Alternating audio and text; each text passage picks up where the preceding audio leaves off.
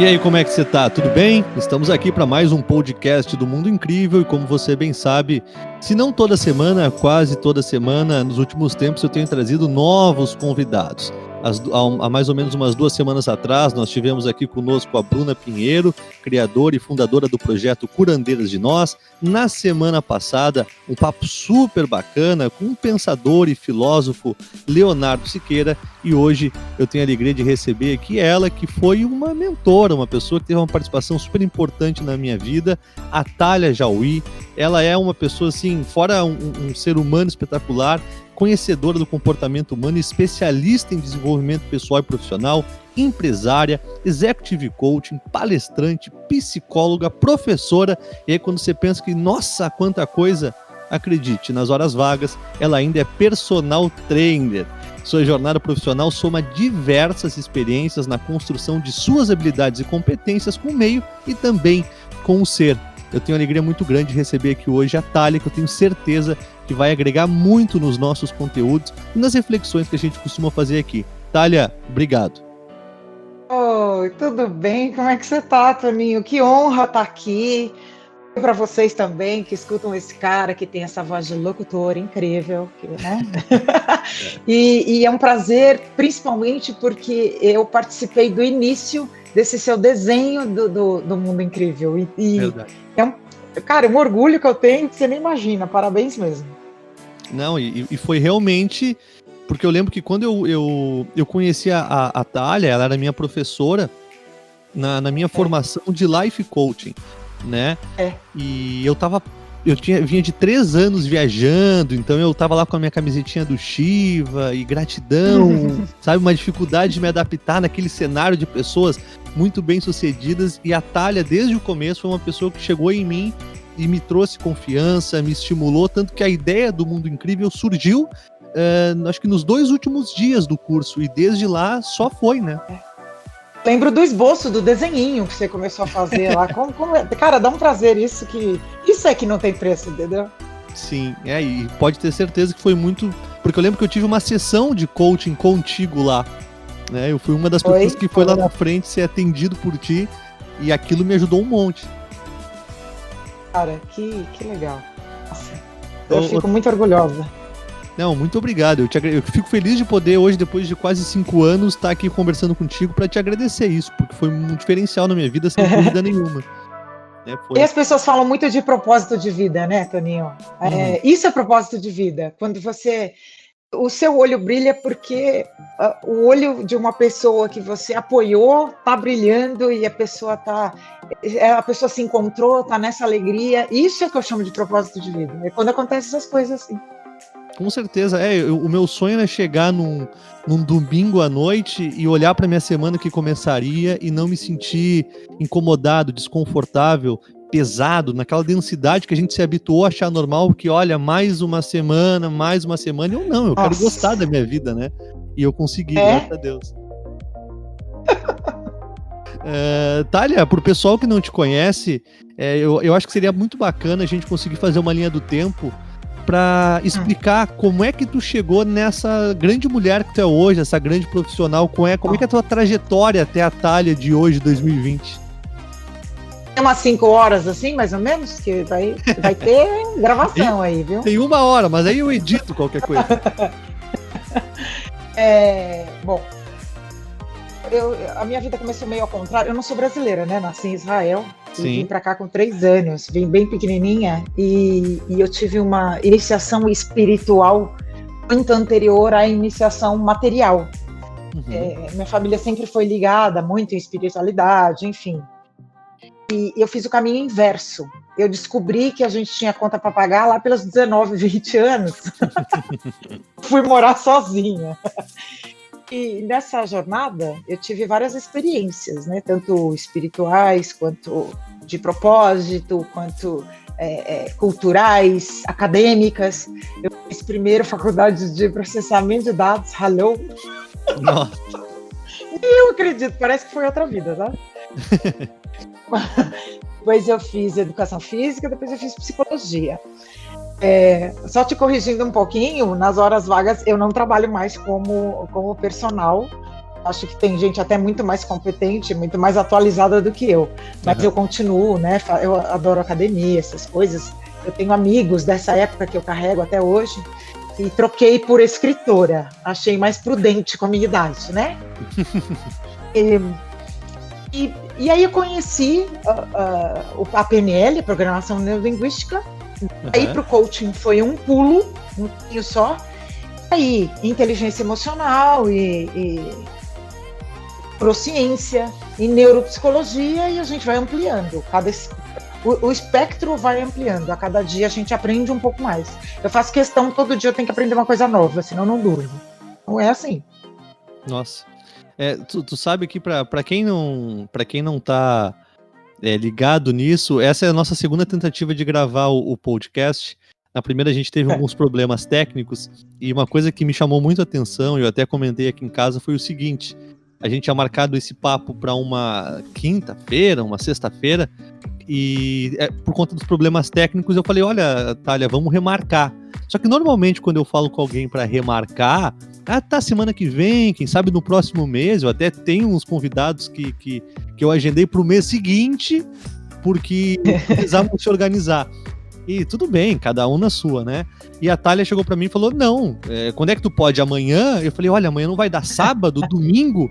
E eu falei, olha só, a diferença de postura, de comportamento de uma pessoa que vive a vida tentando usufruir ao máximo possível, né? Foco na solução, né, Toninho? Foco na solução. Isso foi uma das coisas que eu mais carreguei, assim, desde a minha formação até hoje. E aproveitando esse gancho todo que tu fez, eu queria te perguntar o seguinte: em questão de equilíbrio emocional, em questão de saúde mental, a gente está vivendo um momento no Brasil e no mundo completamente à parte, né? Um momento pandêmico.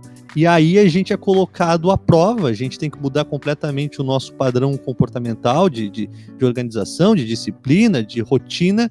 Como manter uma saúde mental, um equilíbrio emocional numa situação tão atípica como essa, Thalia? É a melhor pergunta, é a pergunta do milhão. Aê, quanto vale? Então é o seguinte, eu já tinha alguns hábitos, já trabalhava muito em casa, sempre fiz home office, né? E eu já tinha alguns hábitos para manter, aumentar, melhorar a inteligência emocional. Eu sou uma pessoa muito ativa, ligada no 440 volts, assim, eu sou muito, muito ativa, acelerada. É lógico que eu já tinha desenvolvido algumas estratégias para respirar, para diminuir a ansiedade, isso ao longo dos anos, né? Uhum. Como todo ser que trabalha, eu também tive os meus percalços na vida muito fortes também. Uhum. Como todo ser que tem parente, já morreu, parente, né, pai, mãe, enfim. Uhum. Aí eu fui desenvolvendo estratégias para entender quando que eu podia me soltar e quando que eu precisava trabalhar alguma coisa muito séria dentro de mim. Uhum. Na pandemia, eu vou confessar uma coisa aqui que as pessoas podem até não acreditar. Vai fazer 100 dias já que eu tô em casa. E bateu mesmo forte anteontem. Foi a primeira vez. Sério? Eu criei um estado de hibernação, de ansiedade. Eu criei dentro de mim. Assim, cara, ela tá hibernada, a sua ansiedade, e você tá em hibernação. Você pode trabalhar para ganhar dinheiro e sobreviver, né, de casa. Uhum. E você pode fazer o que você precisa fazer dentro da sua casa. Esses dois pontos de vista. Perfeito. E aí, o que eu notei? Nas primeiras semanas, já na primeira semana, tinha muita gente pirando literalmente. Sim. Tanto que me fez entrar num estado de alerta em termos assim. Amigas minhas próximas, que são super anticresto da psicologia elevada, do pop love elevado ao quadrado, né? Chorando, não aguento. Aí eu fiz uma campanha na internet, humilde, mas foi legal. Todos os meus canais, inclusive no LinkedIn, solicitando para os profissionais da área de desenvolvimento humano, nesse momento, psicólogos, coaches, terapeutas, cara, pessoa, o que ela trabalhar que tem a ver com pessoas, terapias, holística, massagem, qualquer coisa, expor na agenda de alguns minutos, de algumas horas do seu dia. A gente estava em casa, né? Atender pessoas que estejam se sentindo borderline mesmo, ansiedade nos últimos, e a pessoa está desesperada, inclusive de forma gratuita, por que não, né? Que é uma forma de você contribuir. Beleza. Falei, essa seria a cesta básica que a gente daria para as pessoas. Perfeito. Olha, vou falar um negócio para você. Nunca trabalhei tanto na minha vida, assim, de forma gratuita mesmo, né? Eu não via os dias passarem, eu tô falando sério. As pessoas procuraram, falaram, cara, me dá uma força aqui, me dá uma ajuda aqui. E o conteúdo que elas traziam não tinha nada a ver com a pandemia. Olha que legal. São conteúdos que não foram trabalhados durante a vida, ou durante a última década, ou durante o ano. Isso tudo explodiu, cara. A pessoa começou a implodir, porque quando você quando você tem a sua vidinha, foge dos probleminhas, né, bem? Você vai pra rua, vê as coisas lá, vê uma vitrine, vai para um compromisso fora, tem o trânsito. A hora que tá você com você, nosso amigo, o negócio começa a pegar. Tanto que o índice de separações, a pessoa nem sabia quem era o marido, quem era a esposa, só se via à noite e aos finais de semana. Vai viver o batidão. A pessoa começa a perceber as decisões tomadas erradas que ela tomou. Eu brinquei numa live que eu fiz outro dia no Insta, falei, a pessoa começou a ver as próprias panelas. A sujeira, a crosta que estava na própria panela. A pessoa não sabia nem o que se passava na cozinha da casa dela. Você fazer esse movimento para dentro, ou você aproveita, Toninho, muda e faz aquela faxina dentro, ou você tá ferrado, você vai pirar mesmo, né? Não, e eu acho muito interessante isso que tu falou, de que começaram a emergir conteúdos que já estavam lá, que não era em relação à pandemia. Isso foi um fenômeno que eu percebi, assim. Sabe que logo na primeira semana em que surgiu essa questão da pandemia no Brasil, teve uma mobilização social muito grande, uma preocupação, a gente viu aquele fenômeno das pessoas esvaziando as prateleiras e tal, e eu pensei mais na frente. Não, bom, enfim, né, é isso. E aí eu pensei o seguinte, o índice de transtornos psicológicos, ansiedade, depressão e sucessivamente vai ser muito grande, porque a gente não está acostumado a ficar em casa. Só que ficar em casa não é só não estar na rua, é ter tempo, é olhar para as nossas questões, é não ter válvulas de escape, é ter que olhar para a nossa vida. Uma das coisas que eu aprendi ao longo do tempo, que a gente fala que quer resolver os nossos problemas, mas a gente tem um apego muito grande com as nossas questões. Então nem sempre a gente quer falar deles, reclamar, valorizar, se vitimizar. Agora resolver e tomar a frente é uma outra história. E agora de alguma forma a gente abriu a janela de casa para a luz entrar. E uma vez que a luz entra, a sujeira começa a se expor, a sujeira das panelas começa a se expor, e a gente tem que lidar com coisas que sempre estiveram ali, só que a gente não via. Te surpreendeu de alguma forma ao atender essas pessoas, ver o quanto de conteúdo tinha imerso ali sem ser acessado? Não me surpreendeu o quanto de conteúdo, me surpreendeu o quanto que as pessoas desconheciam o próprio conteúdo. Perfeito. Você conhece aquele ditado, você quer melhorar o mundo, comece pela sua gaveta do armário? Sim. E é incrível, e essa questão da congruência sempre pegou muito forte. A congruência, eu acho que é o valor mais alto que eu tenho na vida, falando sério, assim, conversando aqui com você. É você fazer o que você fala e você falar o que você faz. E toda vez que eu tô incongruente, eu fico muito mal. Muito mal. E lógico, ninguém é perfeito. E às vezes que eu fiquei incongruente, ou que eu percebi, ou que me mostraram, Toninho, ai, Jesus, não é possível. Você tá pegando uma coisa e fazendo outra, parece uma louca, né? E várias pessoas fazem isso. Elas encaram a vida de uma determinada forma, elas são de um determinado jeito e elas querem passar que são o oposto ou que fazem o oposto. E hoje acabei de colocar um post sobre a verdade. Eu escrevi assim no post, cadê? A verdade tem força, ela acaba se impondo a todos os disfarces.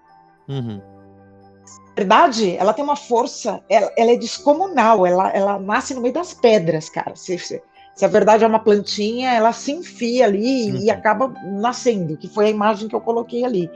A partir do momento que você prega alguma coisa, ou que você fala alguma coisa para alguém, se você não estiver olhando pro teu umbigo, cara, quanto disso eu estou fazendo, não vai rolar, mas não vai rolar nada.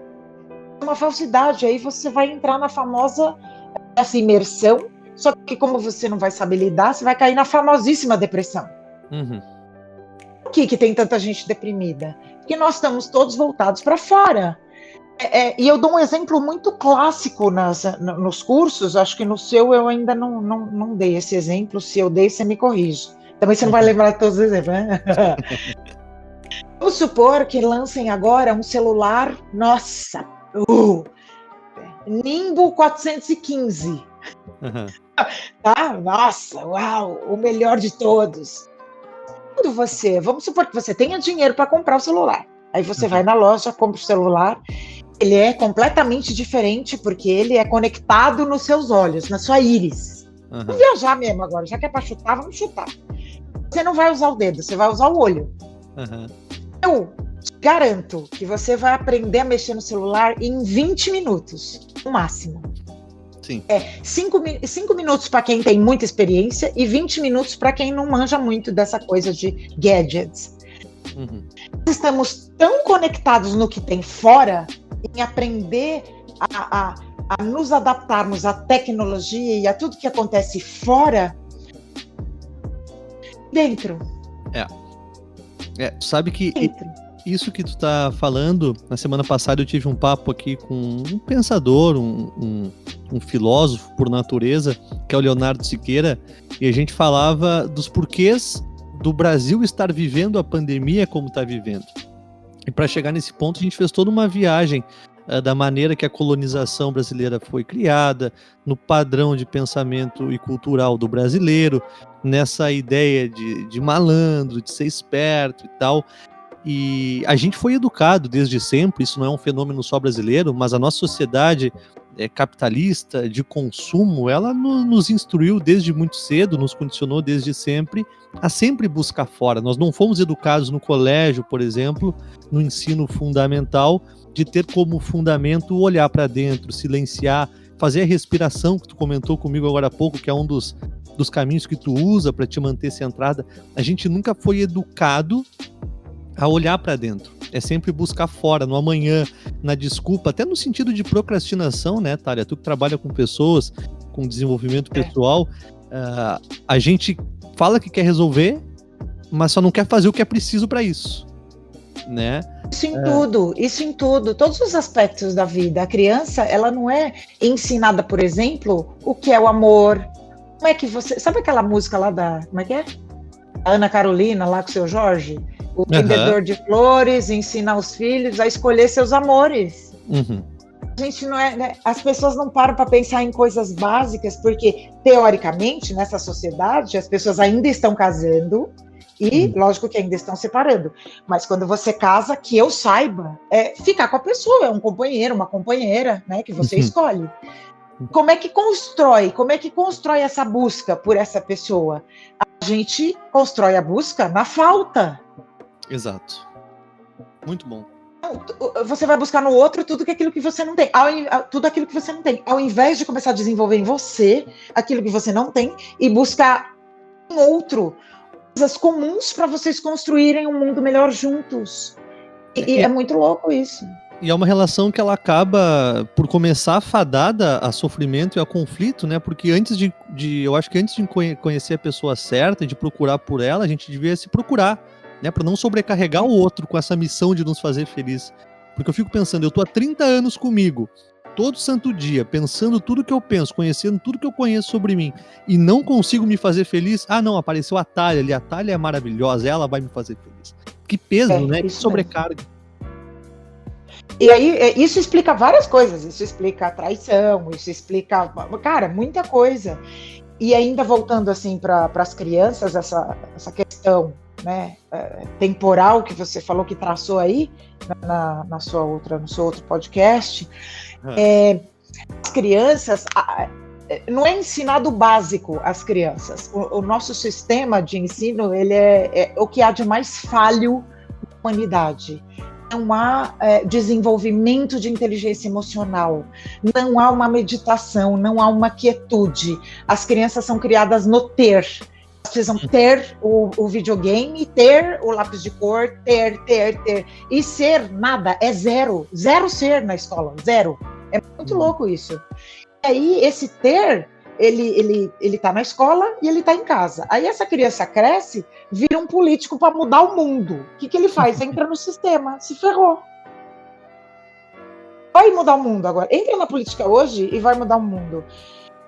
O que as pessoas não entenderam é que quem é que vai mudar o mundo para ser melhor e mais justo são essas crianças que hoje têm 3 anos. E não esses caras que têm 25 já. Já entraram no esquema.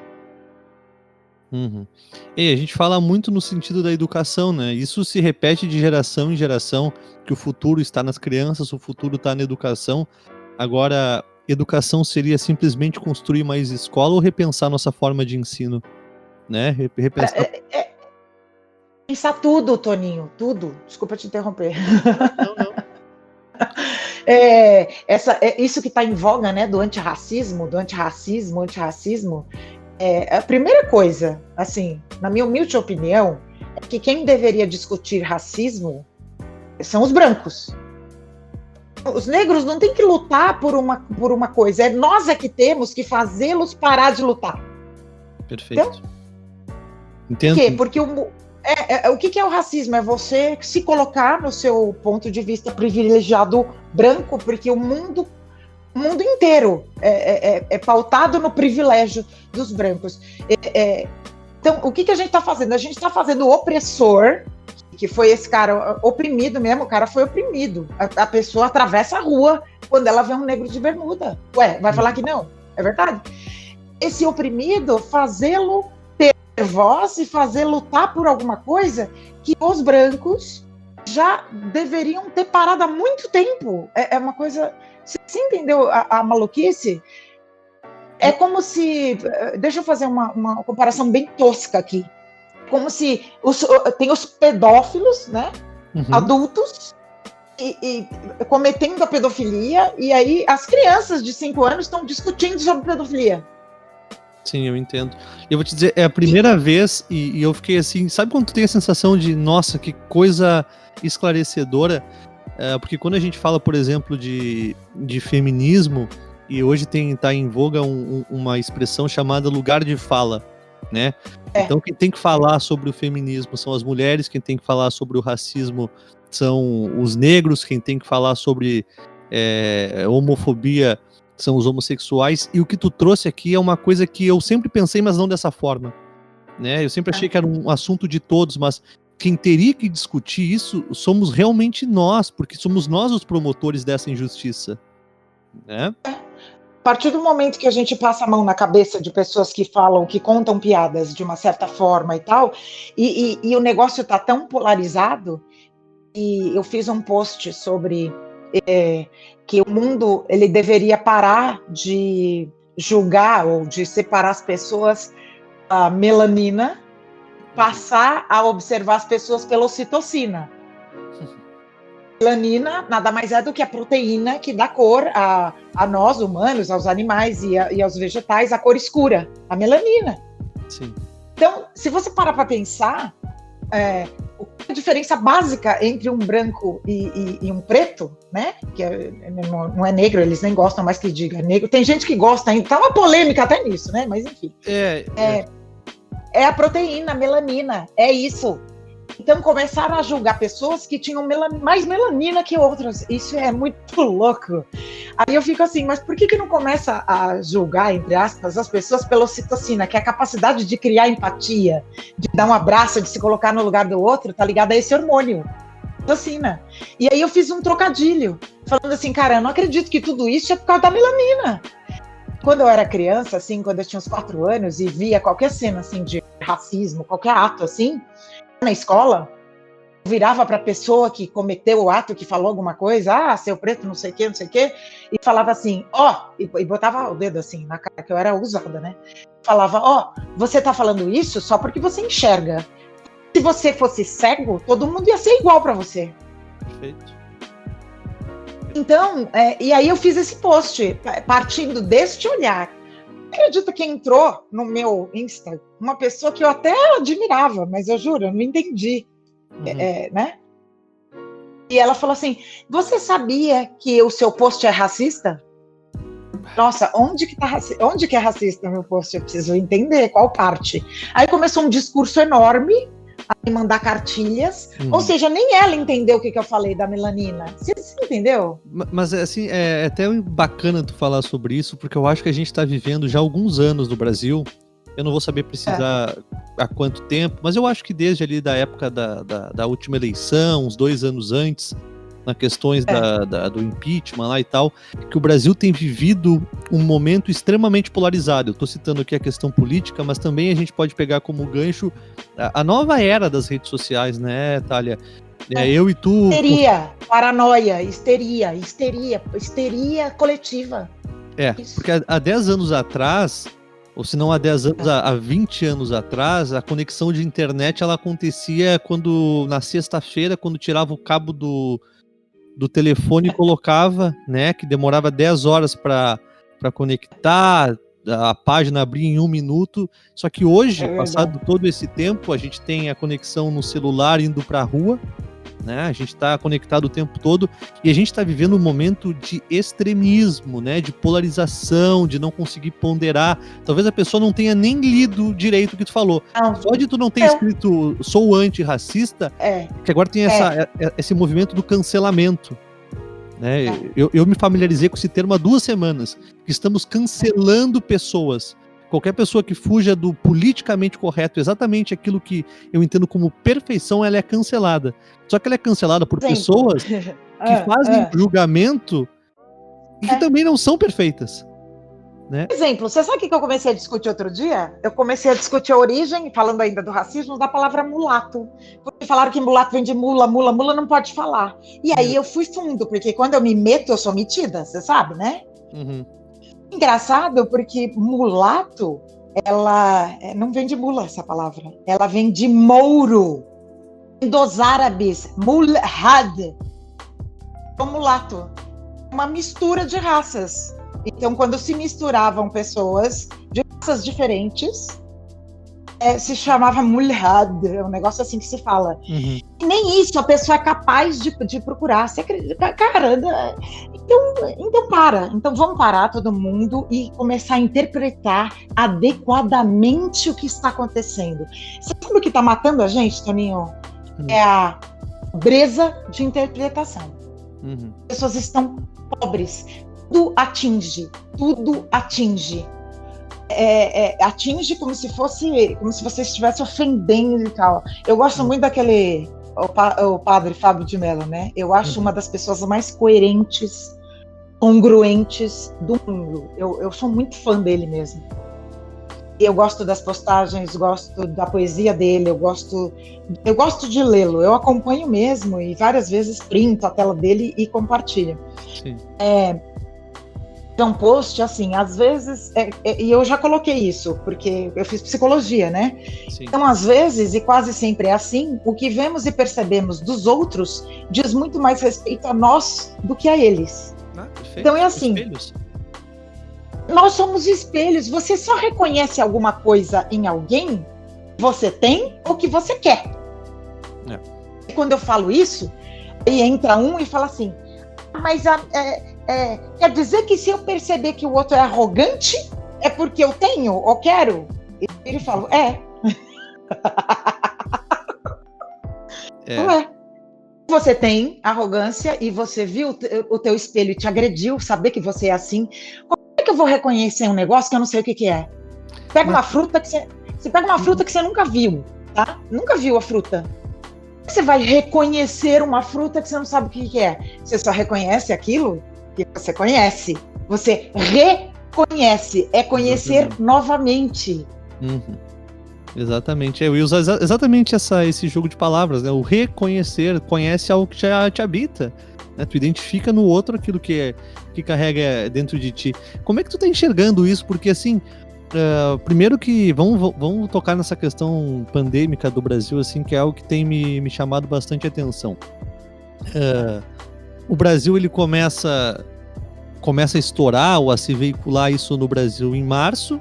Nesse momento a gente já tem exemplos de outros países, como Espanha, Itália, China, e eu pensava comigo, olha que bacana, né? Temos exemplos aí e vamos ter referências de como fazer certo e errado.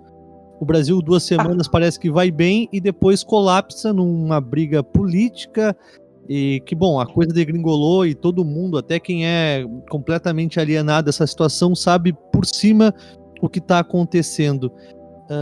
A gente está polarizado. Fora a questão da pandemia, a gente está envolvido em questões políticas. Agora a gente teve recentemente nos Estados Unidos, até falamos aqui sobre o racismo com George Floyd.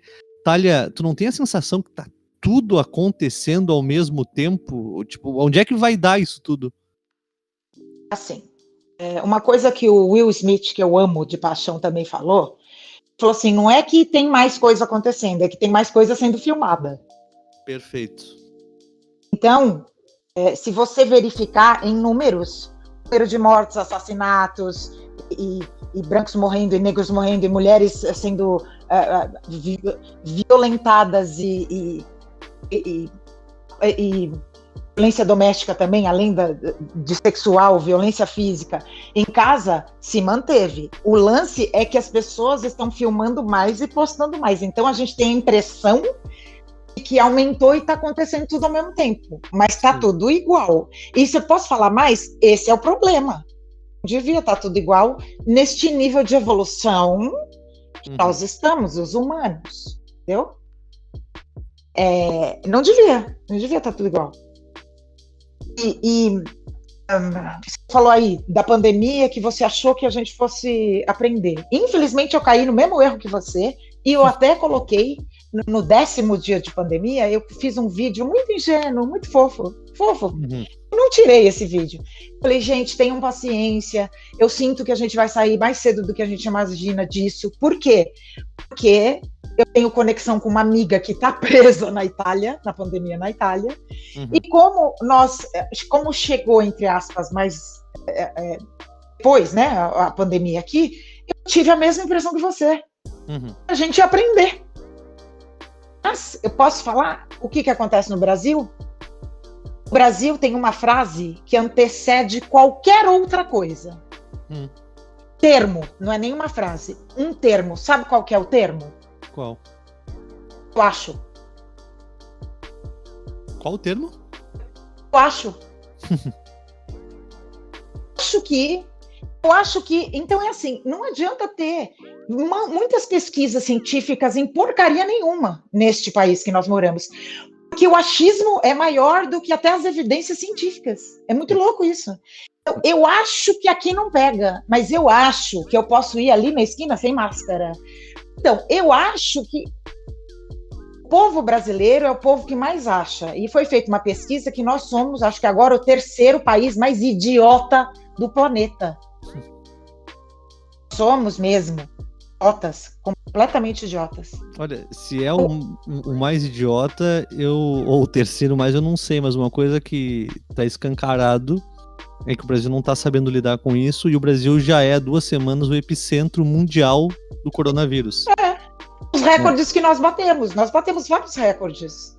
Então, é isso. Enquanto continuar dessa forma, então, beleza, você votou no Bolsonaro para fugir do Lula. Então, por que não votou no Amoedo? Já que é para fugir, vamos fugir de uma vez em tudo, né?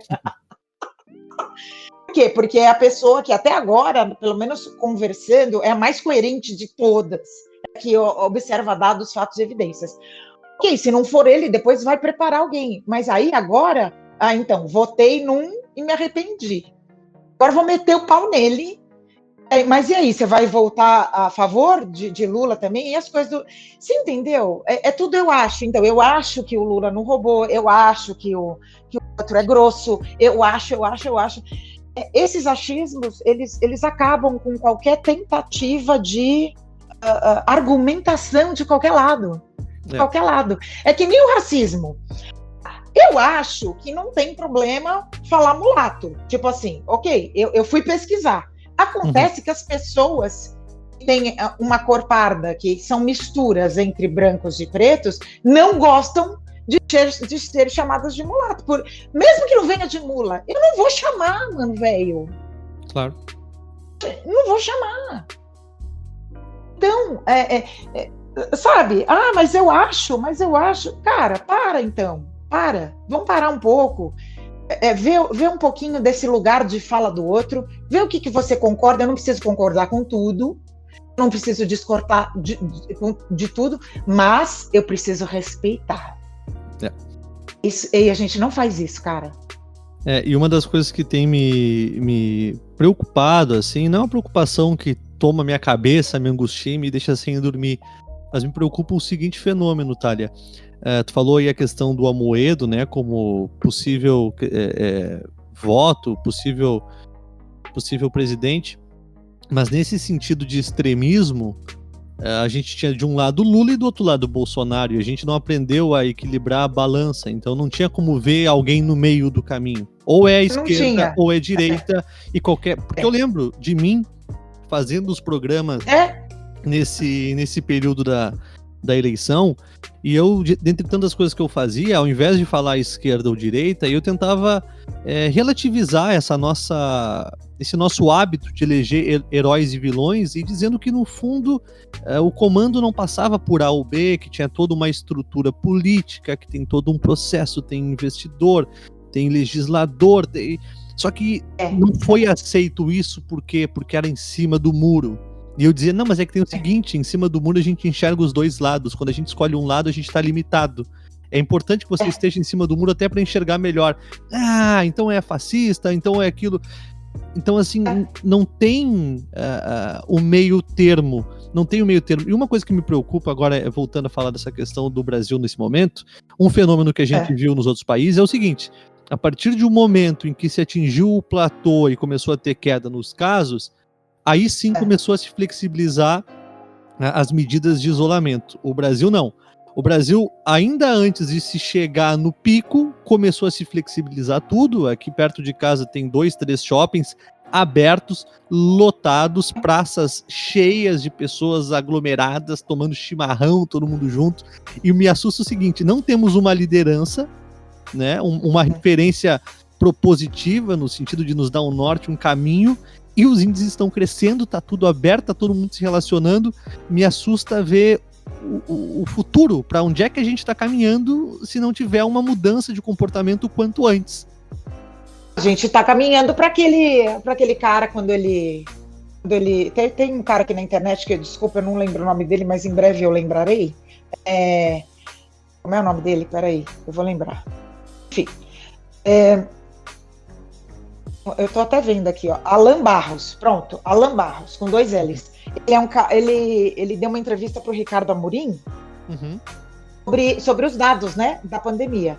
Agora, só que há 3 meses ele falou assim: se não fizermos corretamente, chegaremos rapidamente aos 100 mil mortos. Todo mundo riu da cara do cara, falou que ele era louco e xingaram o cara na internet.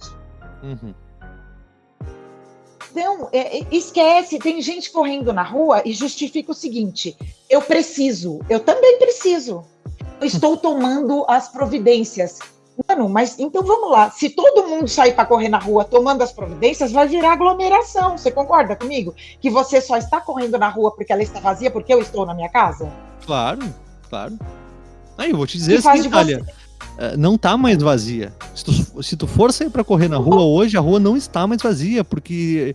Então para mim, essas pessoas são ignorantes, num nível absurdo de ignorância, não se preocupam com os outros, não trabalham em grupo, e sinceramente, se eu fosse headhunter, ou se eu fosse de um RH de uma empresa, eu veria bem as postagens de quem está saindo para correr na rua, para andar de bicicleta, Aí outro dia eu vi uma pessoa falando assim: eu saio porque todo mundo vai contaminar mesmo, né? Gente, então eu tô em Nárnia, né? Eu estou em Nárnia, eu estou em outro, eu juro. Não, estamos em Nárnia juntos. Vou te dizer que eu conheço várias pessoas que estão em Nárnia e estão com essa mesma indignação, assim, porque é um sentimento de impotência, porque se há uma ação coletiva, e nas 2 primeiras semanas a gente viu isso acontecer, né? Era muito bonito, todo mundo na janela batendo palma, só que aí o desconforto começou a ser tão grande, aquela luz na panela começou a ficar tão forte que falou, opa, aqui não vai dar pra ficar não, galera. Vou me arriscar lá fora, entendeu? Mas ver isso aqui tudo, ou vai acabar meu casamento, eu vou descobrir que eu não gosto da vida que eu tenho, eu vou descobrir que, peraí, não quero descobrir mais nada, vou correr. Mas é isso, cara. E o povo não tá ficando em casa, e o povo não se preocupa com o coletivo, o brasileiro é egoísta. Então pronto, pronto, falei, hashtag Tia Thalia. Não, mas eu acho que é isso, Thalia, eu acho que tu tá falando, assim, não é nenhum absurdo e não é nada que esteja escancarado, né? O povo brasileiro como um todo, a gente pode elencar diversos fatores do porquê, acho que várias coisas somam a isso, talvez se nós tivéssemos uma referência de que, olha, um caminho na questão de governamental, de que, olha, vamos ficar em casa por 14 dias, ou do tipo assim, hoje se avisa, olha, daqui a 14 dias vamos fechar tudo, por 2 semanas, então vai no mercado com calma, faz as tuas compras, e a gente vai fechar tudo para tentar vencer essa questão aí. Só que não tem, tipo, é isso aí mesmo, a economia não pode parar, o Brasil não pode parar, e tem que trabalhar, todo mundo vai contaminar. Cara, eu posso falar? A pior cena que eu vi, as 2 piores, o povo enchendo o carrinho com papel higiênico e com álcool gel. E me deu tristeza de morar aqui, me deu tristeza. Eu tô falando sério. Fiquei triste. Não tô te ouvindo. Eu quando isso aconteceu, eu não me surpreendi, Thalia. Eu não me surpreendi, porque esse fenômeno egoísta a gente vê na nossa sociedade. A gente tem algumas diretrizes, né? Quem vence o melhor, o mundo é dos espertos, seja oportunista em a lei de Gerson, ela não saiu da gente, cara. Não saiu da gente. A gente busca um mundo melhor. Veja, olha pra mim, né? Eu criei um projeto chamado Mundo Incrível, porque nos 3 anos em que eu viajei, eu percebi que se não fosse pela ajuda de outras pessoas, e se não fossem as coisas boas que eu enxerguei nessas pessoas, aquilo que durou 3 anos não duraria 3 dias. Então eu comecei a enxergar nas pessoas um lado humano, empático, sutil, bondoso que eu não via. Mas na maneira coletiva que a gente vive isso, quase não tem espaço para essas coisas aparecerem. É cada um preocupado com si, tentando tirar vantagem do outro em cada chance, e o resultado é essa pandemia completamente desgovernada que a gente tá lidando. Uma coisa que eu queria te perguntar, Thalia, por ser uma mulher experiente, esclarecida, uma profissional com muita experiência na área, como lidar com essa anormalidade? Porque tem muita gente esperando que, olha, assim que vai acabar a pandemia, seja em dezembro, seja em março, tudo vai voltar ao normal. Eu tenho para mim que não tem normal mais, né? Estamos caminhando para um novo mundo definitivamente. Como lidar mentalmente, psicologicamente com esse novo normal que vai aparecer na nossa vida daqui a um tempo? Eu tenho, como toda boa fã de filosofia, eu tenho uma opinião só. Isso é legal. Eu sou fã, não sou expert e tal.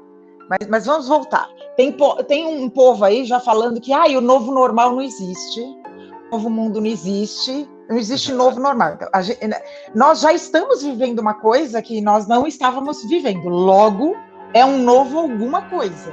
Eu não sei se eu chamo de normal. Aí o pessoal da semântica que pode falar melhor, né? Okay. Nós temos 2 pontos muito importantes. Primeiro, você está construindo a sua volta da pandemia agora, hoje, já nesse minuto, nesse segundo, nesse instante. Não é quando você puder voltar, porque quando você puder voltar, você já ficou para trás. Tchau, perdeu o Playboy. Verdade. Agora, é hoje. Eu fico piciroca da Marieta da vida quando eu escuto pessoas falando assim. A pessoa que fala piciroca da Marieta é velha pra cacete, né, Toninho? Putz, eu preciso parar de falar essas coisas. Então, é assim, eu fico muito pé da vida quando a pessoa chega e fala assim, eu não tô ganhando o suficiente, preciso inovar, preciso aumentar os meus ganhos, e senta no sofá às 3, fica tomando uma breja até às 11 da noite, né? Às 3 da tarde. Cara, eu tenho vontade de chacoalhar e de esganar com as minhas mãos. Porque é assim, você não tá ouvindo o que você tá falando, né? Você tá se ouvindo, porque não é possível. Ok. Você começa a construir esse seu novo, sei lá o nome disso agora, ou bebê, você já dançou. Mas não consigo. Vai, me desafie. Eu adoro que me desafiem. Qual é o seu negócio? Uhum. Eu tenho um negócio de, sei lá, qualquer coisa. Transporte de luxo, sei lá, qualquer coisa que você falar, eu vou te dizer o que é que está faltando no teu negócio e que linha de raciocínio está faltando para você. Por exemplo, esse cara que tem um negócio de transportes, foi uma pergunta que me fizeram outro dia, lá no meu, quando você faça uma pergunta no stories do Instagram. Então, como é que eu posso fazer se eu trabalho com transporte e está todo mundo em casa? Eu falo, esse é o momento de você construir relacionamento, aumentar seu networking, entender as necessidades da sua cidade. Era uma cidade lá em Minas, no Belo Horizonte. Saber como é que as outras transportadoras estão saindo dessa, ou mantendo essa, ou enfim. Você não tem internet? Tenho. Se você não tem internet, você tem trabalho. Então, pode parar. Mas para de verdade, para forte com isso. Eu vendo, sei lá, qualquer coisa, brigadeiro. Como é que eu vou fazer para vender brigadeiro? Pai do céu, o povo tá ansioso em casa, o povo tá querendo doce. Tá, deixa eu te contar um negócio aqui que eu acho que, a título de curiosidade, vale a pena. Quando eu tava fazendo a minha formação contigo, em Life Coaching, eu não morava em Porto Alegre, né? Que foi onde aconteceu o curso. E eu não conhecia ninguém na cidade, então eu não tinha como praticar. A gente teve durante o processo de formação, eram 2 módulos, chegava num determinado momento em que a gente tinha que praticar com conhecido, familiar, até para aplicar tudo aquilo que a gente tinha aprendido em aula. E eu não tinha com quem aplicar. Aí o que aconteceu comigo? Eu estava voltando um dia do curso, peguei um ônibus e sentei do lado de uma senhora. E perguntei para essa senhora, sempre foi da minha natureza conversar com as pessoas, e perguntei como é que ela tava. E ela me disse que não tava legal. E eu perguntei, mas o que houve que a senhora não tá bem? Eu tô cheio de problema. E aí eu falei, olha, minha oportunidade de aplicar a metodologia do coaching com ela aqui. E ela começou a me falar os problemas. Ela falou, tô com um problema no encanamento da minha casa, eu preciso comprar uns remédios e não tenho como, eu tô com um problema na minha televisão, e eu fui tudo anotando num caderninho ali quietinho. E para cada coisa que ela falava, eu procurava, mas o que a senhora pode fazer para resolver o problema do encanamento? Eu poderia falar com meu vizinho que trabalha com isso. Eu falei, legal e tal. Quando é que a senhora vai fazer isso? Eu poderia falar amanhã. Quando é que a senhora vai falar com a questão dos remédios? Ali eu posso falar com a minha prima, com a minha sobrinha e tal. No final daquela viagem de 40 minutos, para os 4 problemas que ela tinha elencado, que eram os primordiais na vida dela, assim, que era a barreira da vida, ela tinha achado solução. Aí eu arranquei minha folha e entreguei para ela. Falei, olha aqui, a senhora achou solução para todos os seus problemas, olha só que legal. E ela olhou para mim séria, braba, afastou o corpo e disse assim, menino, você é muito mal educado e muito ousado. O fato de eu falar dos meus problemas para você não significa que eu queira resolvê-los. Os problemas são meus, meu Deus, e eu faço com eles o que eu quiser. Se levantou e foi embora. Que de ridícula. Eu acho que é o que a gente vive hoje assim, né? As pessoas só querem falar, só querem reclamar, só querem falar, só querem... Né? Porque assim, entre o posicionamento de vítima pro posicionamento de alguém que faz algo a respeito, tem movimento, e o movimento desconforta. O movimento me tira da zona de conforto. Então, eu vou reclamar, sabe? É muito melhor reclamar do que ter que fazer alguma coisa. Bem. Thalia, deixa eu te perguntar uma última coisa, porque eu tô vendo aqui e a conversa, eu sabia que a conversa ia ser boa, mas não sabia que ia passar tão rápido. A gente tem aí uns 10 minutos. Peraí, deixa eu só encerrar só a linha de raciocínio rapidinho, em 1 minuto. Vai. Então, a gente tem duas possibilidades, né? Que eu tava falando da filosofia, senão vai parecer, a veia esclerosada, esqueceu. Não, eu te interrompi, desculpa. Não, imagina. Então, a primeira você vai construir esse seu novo a partir de hoje, não é amanhã, cara mia, caro meu, né? Aliás, os italianos estão olhando pra gente falando, mano, esses são loucos, não aprenderam com a gente. É muito louco. A segunda é que o Fábio Porchat, que eu acompanho também, adoro ele, acho ele inteligentíssimo, e disse assim, na minha opinião, é o seguinte, eu acho que, né? Passando a pandemia, passou uns 2, 3 meses, vai voltar tudo igualzinho que era antes, a gente não vai aprender nada, nem vai lembrar, só vai estar lá na história, 2020 teve pandemia.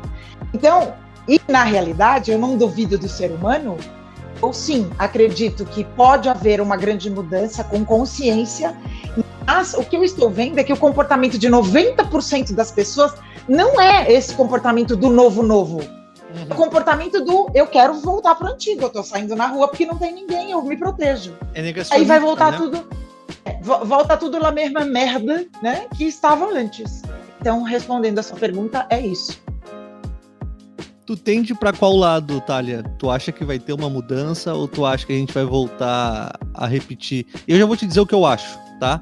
Nas 2 primeiras semanas, com as pessoas na janela batendo palma para os médicos e fazendo todas aquelas serenatas maravilhosas, eu tinha para mim que, olha, que momento ímpar que a sociedade está vivendo, é uma coisa global. Eu já estava viajando, assim, eu estava tão empolgado que eu falava, é um momento, né? De transformação, agora a sociedade vai virar, vai mudar, o ser humano vai passar por uma mutação, porque uma das questões dessa pandemia, desse vírus, é que não ir pra rua não era um cuidado só contigo, era um trabalho de empatia com o próximo. E eu tava assim, apaixonado por isso. Falei, claro, lamentando, por óbvio, a questão, mas feliz com a oportunidade que a gente tava tendo de se transformar, de amar, de respeitar o outro. Cara, vai mudar. Vou te dizer o que eu penso hoje, né? Porque se eu sair na rua aqui pra ir no mercado, eu vou ver o shopping lotado, as lojas lotadas, as pessoas, aglomeração, o famoso foda-se. Eu já acho que vai voltar a ser exatamente como era, o que me chateia. Eu gostaria de saber o que tu acha. Dentre essas possibilidades, tu acha que a gente vai pro novo normal ou pro novo velho? Eu acho que a gente vai, né? A gente vai pro novo velho. Vai, né? Infelizmente. No começo eu tava, concordo com você. Mas diante do quadro geral que se apresentou, pessoas até bem esclarecidas. Me diz uma coisa, Toninho, você conhece algum médico? Só me diz se sim ou se não. Que você pode mandar mensagem para ele? Um amigo, um irmão de um amigo? Conheço. Eu também. Não é possível que as pessoas não conheçam um médico e mandem uma mensagem pro cara e diga assim, mano, e aí? Esse negócio é verdade, não é verdade? Porque todos os médicos que eu conheço e que eu converso falam todos a mesma coisa. Fia, fique em casa, porque esse negócio não é brinquedo, não. Então, ou você acredita ou você não acredita no que estão te falando. Nós temos dados, fatos e evidências. O povo a ignorância tá uma coisa muito louca. Eu fico até meio, né, exaltada quando eu falo essas coisas. Enfim. Normal. Então, cara, é o seguinte, vai voltar tudo ao novo velho, sabe por quê? Mudar dói, você ficar nessa tua chamada zona de conforto é melhor, mesmo que ela seja uma merda, é uma merda conhecida, ela tem o cheiro que você conhece, é melhor do que começar a criar uma nova coisa que vai dar trabalho para você. Então você fica na tua porqueira mesmo. Assim, 1% das pessoas querem mudar. Verdade. Uhum. Então, a mudança. E eu tô confessando, e outro dia eu tenho que voltar aqui para falar do coaching, que não é palhaçada, né? É verdade. Tinha tantas coisas que eu queria falar. Não, vamos fazer outro, porque eu quero conversar contigo com uma coaching extremamente experiente, o coaching quântico, né? O coaching espiritual, o quanto essa nomenclatura é constituída, né? E acabou também, de alguma forma, afetando, direto ou indiretamente, aqueles profissionais que fazem um trabalho mais sério. Eu mesmo, não foi uma nem duas vezes em que antes de começar o processo eu tive que falar, não, olha só, o coaching não é autoajuda. Tu vai mandar vídeo motivacional? Não. A gente vai fazer as pessoas estão confundindo. As pessoas estão confundindo as profissões, porque tem coach. Eu, por exemplo, eu era palestrante antes de ser coach. Eu sou uma coach que também dá palestra, mas 90% dos coaches não dão palestra. Sim. As pessoas estão confundindo palestrante com coaching, com autoajuda, e a gente vai precisar esclarecer, né, meu amigo? Porque fala sério. Né? Eu acho que a gente pode marcar aí para as próximas semanas um outro encontro, até para tocar nesse ponto aí das diferenças, né, do coaching para psicologia, mentoria, consultoria, aconselhamento, porque tá tudo muito confuso, muito, muito confuso. Deixa eu só te contar um negócio aqui antes da gente encerrar, e aí eu passo a bola para ti. fazer as considerações finais. Eu vi ontem uma publicação lá na cidade dos meus pais, e eu li errado. Eram várias pessoas, eram várias fotos de proprietários de grandes empresas da cidade na frente das empresas, e eu li o seguinte: Uruguaiana, que é o nome da cidade, pode parar. E eu falei, que orgulho, cara, olha que coisa linda, sabe? As pessoas nesse momento estão abdicando do ganho, sabe? Estão fazendo sacrifícios por um bem maior. E aí eu olhei aquilo com o coração vibrando e falei, olha, me deu uma renovação de esperança. Aí eu fui passando as fotos, e aí na última foto eu li direito a hashtag Uruguaiana não pode parar. E aí na última foto passava por um vídeo, e era um monte de gente junto, reunida, batendo palma porque a cidade de Uruguaiana não podia parar. Thalia, vamos enterrar o povo todo, né? Não tem problema não. Eu quero te agradecer do fundo do coração a oportunidade de estar falando contigo. Foi um papo maravilhoso. Estava com saudade de conversar contigo. Também. E fora te agradecer, eu queria te deixar um espaço aí para te fazer as considerações finais desse papo que a gente teve aqui. Muito obrigado, viu? Querido, eu que te agradeço e eu estou muito orgulhosa da sua evolução toda, né? Até virou com essa voz de locutor, que você não tinha antes, né? Uma voz maravilhosa de postar. Então, quero realmente te parabenizar e dizer assim, cara, é tudo uma questão de bom senso, ponto de vista. Eu acho que chegou o momento realmente da gente dar o lugar de fala a quem merece falar e quem precisa falar.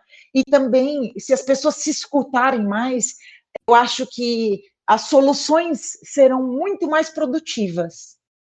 E sempre mantendo bom humor, sempre lidando com o autoconhecimento, entendendo limitações e aprendendo a cada dia mais. É essa a dica que eu deixo aí para os seus ouvintes. Thalia, muito obrigado. Eu deixo aqui um beijo no teu coração, um beijo para todos. Beijão, querido. Fique com Deus. Continue em Nárnia aí, te cuidando, te preservando. Eu acho que se cada um fizer a sua parte, é aquela velha máxima, né? Se todo mundo jogar o lixo no lixo, não vai ter sujeira. Eu acho que se cada um fizer a sua parte, a gente consegue aí mudar essa situação.